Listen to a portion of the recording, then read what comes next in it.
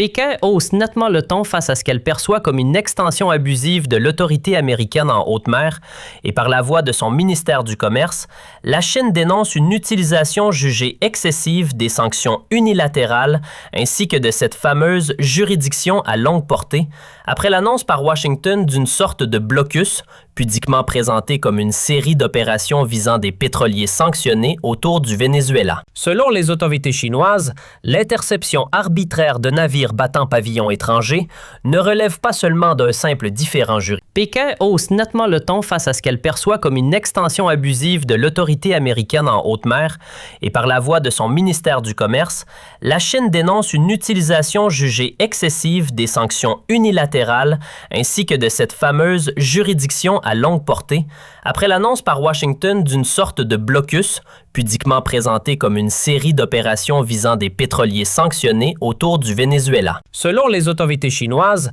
l'interception arbitraire de navires battant pavillon étranger ne relève pas seulement d'un simple différend juridique, cela pourrait, avertissent-elles, perturber profondément les mécanismes déjà fragiles des marchés énergétiques mondiaux, tout en ouvrant la porte à de nouveaux risques sécuritaires difficilement maîtrisables. Le changement de ton est d'ailleurs frappant. Habituellement mesurée, la communication officielle de Pékin adopte ici une fermeté inhabituelle, presque tranchante, et plusieurs analystes y voient le signe d'un agacement croissant, voire de messages à peine voilés adressés directement à Washington. Les remarques sont intervenues au milieu de rapports selon lesquels les autorités américaines ont saisi au moins un pétrolier et en ont intercepté d'autres, tout en poursuivant un navire supplémentaire lié au commerce avec le Venezuela. Selon les déclarations officielles et les rapports, le terme « juridiction à bras longs » est significatif dans la critique de Pékin. Il fait référence à la pratique américaine d'appliquer ses lois et ses sanctions de manière extraterritoriale, au-delà des frontières américaines, aux entreprises et aux navires d'autres pays opérant dans les eaux internationales. La Chine a longtemps soutenu que cette pratique viole les normes internationales et représente un abus du pouvoir américain. Du point de vue de Pékin, les États-Unis revendiquent l'autorité d'appliquer leurs lois n'importe où dans le monde, sur des navires battant pavillon d'autres pays, transportant des cargaisons appartenant à des entreprises étrangères dans des eaux éloignées des côtes américaines. Cette critique résonne auprès des pays qui se méfient du pouvoir américain et qui sont préoccupés par les précédents établis par l'application des sanctions américaines. Les responsables chinois soutiennent que les interceptions pourraient perturber les marchés de l'énergie et accroître les risques de sécurité. Les analystes affirment que l'incertitude, à elle seule, peut faire évoluer les prix.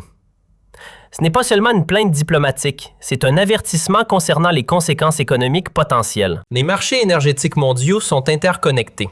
Les perturbations dans une région, que ce soit le Golfe Persique, les Caraïbes ou ailleurs, peuvent affecter les prix et les chaînes d'approvisionnement dans le monde entier.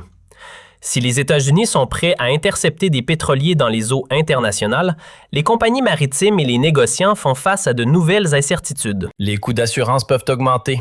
Les routes sont reconsidérées et la stabilité globale du commerce maritime est remise en question. Le ministère chinois du Commerce a explicitement défendu le droit du Venezuela au commerce. Le ministère a déclaré qu'il est normal, légal et raisonnable pour le Venezuela de mener une coopération économique et commerciale avec d'autres pays dans le cadre des lois internationales et que ces droits devraient être respectés et soutenus. C'est un défi direct à la politique de sanctions américaine. La Chine soutient que le Venezuela a le droit souverain de vendre son pétrole à qui il choisit et que d'autres pays ont le droit de l'acheter. Washington n'est pas d'accord, arguant que ces sanctions sont des outils légitimes pour faire pression sur le gouvernement de Maduro. Le désaccord fondamental est peu susceptible d'être résolu, mais le soutien explicite de la Chine aux droits commerciaux du Venezuela met Pékin sur une trajectoire de collision avec les efforts d'application américains. Alors que Washington affirme que les pétroliers sont liés à des violations de sanctions, des sources de l'industrie pétrolière affirment que plusieurs des navires étaient à destination de la Chine, liés à des négociants basés en Chine et transportant du pétrole brut vénézuélien. Plusieurs navires spécifiques ont été impliqués dans la campagne d'application américaine. Le Centuries transportait du pétrole brut vénézuélien rapporté comme étant à destination de la Chine. Le Skipper transportait du pétrole vénézuélien et a été saisi plus tôt dans le cadre de la même poussée d'application. Un autre navire, le Bella 1, est décrit par les responsables américains et les sources de risque maritimes comme un navire sanctionné, prétendument ajouté à la liste des sanctions du Trésor américain précédemment et toujours poursuivi. L'implication de plusieurs pétroliers et le schéma des actions suggèrent une campagne soutenue plutôt que des actions d'application isolées. Les destinations des navires sont importantes. Des sources de l'industrie pétrolière affirment que le Centuries transportait du pétrole brut vénézuélien à destination de la Chine. Ce détail transforme l'histoire d'un différend entre les États-Unis et le Venezuela en une confrontation entre les États-Unis et la Chine. Si les États-Unis saisissent des pétroliers transportant du pétrole vers la Chine, alors Pékin a un intérêt direct dans le résultat, non seulement en tant que question de principe, mais en tant que question de sécurité énergétique. La Chine a été un acheteur majeur de pétrole vénézuélien malgré les sanctions américaines. Ces achats aident à soutenir l'économie du Venezuela et fournissent à la Chine une diversification énergétique. Les saisies de pétroliers menacent directement ces deux intérêts. Une impasse tendue se déroule en mer. Un drame à des milliers de kilomètres de Washington. La garde côtière américaine attend maintenant des renforts avant de pouvoir tenter d'arraisonner et de saisir un pétrolier lié au Venezuela. Des sources ont déclaré à Reuters que le navire identifié par les systèmes de suivi maritime comme le Bella 1 a refusé un arraisonnement standard, forçant la garde côtière à attendre des équipes spécialisées avant toute tentative de saisie. Le Bella 1 est décrit par les responsables américains et les sources de risque maritime comme un navire sanctionné, prétendument ajouté précédemment à la liste des sanctions du Trésor américain. Ce qui devait être une application rapide des sanctions a plutôt révélé un défi croissant. Des sources de Reuters et des responsables décrivent la garde côtière comme étant mise à rude épreuve pour ce type d'opération, avec des équipes d'arraisonnement spécialisées, limitées et éloignées. La poursuite de plusieurs jours du Bella 1 révèle une contradiction flagrante. L'administration Trump a annoncé ce qu'elle appelle un blocus, décrit par les responsables comme une quarantaine d'applications des sanctions ciblant des pétroliers sanctionnés autour du Venezuela, dans le cadre d'une campagne de pression sans précédent contre le régime du président Nicolás Maduro. Pourtant, l'agence chargée de mener une grande partie de cette mission fait face à des contraintes de ressources. Cette semaine, la garde côtière américaine a saisi des pétroliers associés au Venezuela dans les Caraïbes. Des opérations spectaculaires d'arraisonnement par hélicoptère ont souligné la détermination américaine, mais le Bella 1 a refusé de se conformer. Arraisonner un pétrolier défiant comme le Bella 1 n'est pas une tâche de routine et nécessite des spécialistes d'élite, des équipes de réponse de sécurité maritime formées pour descendre en rappel depuis des hélicoptères sur des ponts en mouvement et reprendre le contrôle dans des conditions dangereuses. Mais ces équipes sont limitées et, selon les sources, ne sont actuellement pas à proximité pour intervenir rapidement. Les responsables américains et les rapports décrivent une forte présence militaire dans la région, y compris des effectifs importants et des moyens navals majeurs. Toutefois, ces forces ne sont pas formées pour les arraisonnements relevant de l'application de la loi et ne peuvent pas se substituer aux équipages de la garde côtière. Les dirigeants du service ont averti d'un défi de préparation qui pourrait affecter la capacité des États-Unis à appliquer les sanctions, à mener des opérations de recherche et de sauvetage et à lutter contre le trafic de drogue. Les actions visant les pétroliers s'inscrivent dans une stratégie plus large. Le président Donald Trump a annoncé ce que les responsables décrivent comme une campagne de pression sans précédent contre le gouvernement du président Nicolás Maduro. L'application des sanctions contre les pétroliers constitue un élément clé de cette campagne, conçue pour couper les revenus pétroliers du Venezuela et faire pression sur le gouvernement. Washington soutient que le gouvernement de Maduro est illégitime et que la pression est nécessaire pour répondre à ce qu'il considère comme un recul démocratique au Venezuela. Les critiques soutiennent que les sanctions affectent principalement les Vénézuéliens ordinaires, tout en renforçant le récit du gouvernement de victimisation extérieure. Certains analystes interprètent cette mesure comme un signal plus large, non seulement à destination de Caracas, mais aussi de Pékin, concernant l'influence et l'application dans l'hémisphère. En appliquant les sanctions et en interceptant les navires liés aux flux énergétiques à destination de la Chine, certains observateurs estiment que Washington affirme son influence hémisphérique et conteste la présence croissante de la Chine en Amérique latine. Cette interprétation s'aligne avec la stratégie de sécurité nationale du président Donald Trump et avec les références renouvelées à la doctrine de Monroe visant à limiter le contrôle des puissances non hémisphériques sur les actifs stratégiques de la région. La doctrine de Monroe, formulée pour la première fois en 1823, déclarait que l'hémisphère occidental était fermé à la colonisation et à l'intervention européenne. Sous sa forme moderne, certains analystes soutiennent que la doctrine est invoquée pour repousser l'influence économique et politique chinoise en Amérique latine. Les implications stratégiques s'étendent au-delà du Venezuela. Si les États-Unis peuvent restreindre avec succès les exportations de pétrole vénézuélien et limiter les achats chinois, cela envoie un signal aux autres pays de la région. L'interprétation, chez certains observateurs, est que Washington conserve la capacité et la volonté d'influencer les ressources clés et les routes commerciales dans l'hémisphère occidental. Il ne s'agit pas seulement de l'application de sanctions, il est question de pouvoir, d'influence et des règles d'engagement en Amérique latine. La Chine a fait des investissements importants dans toute la région, dans les infrastructures, l'exploitation minière, l'agriculture et l'énergie. Les États-Unis considèrent cette expansion comme un défi à leur position traditionnelle. Les actions sur les pétroliers constituent un front dans cette compétition plus large. Pékin, pour sa part, signale qu'il ne cédera pas. Le ministre chinois des Affaires étrangères, Wang Yi, a évoqué une opposition à l'intimidation unilatérale et un soutien à la souveraineté nationale, signalant que la Chine n'a aucune intention de céder du terrain, même dans ce que Washington appelait autrefois son propre arrière-cour. C'est une déclaration importante. La Chine rejette explicitement les revendications américaines de domination hémisphérique et affirme son droit de commercer avec n'importe quel pays, y compris le Venezuela. Le message est clair.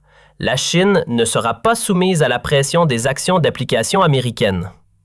La question de savoir si Pékin peut réellement protéger ses pétroliers contre une saisie reste posée. Mais la riposte diplomatique indique que la Chine considère cela comme une question stratégique et non simplement commerciale. Au milieu des tensions maritimes, on observe également des signes d'engagement sino-américains sur d'autres sujets.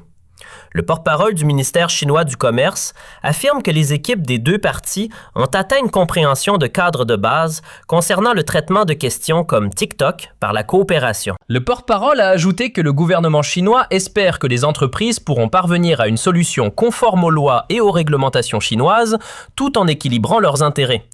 Pékin a exprimé l'espoir que les États-Unis travailleront avec la Chine afin de garantir un environnement commercial équitable, ouvert, transparent et non discriminatoire, permettant aux entreprises chinoises de continuer à opérer de manière stable aux États-Unis. La question de TikTok a été un point de discorde majeur entre Washington et Pékin, les États-Unis invoquant des préoccupations de sécurité nationale concernant la plateforme de médias sociaux appartenant à la Chine. Mais l'engagement sur TikTok ne s'étend pas à tous les domaines du commerce.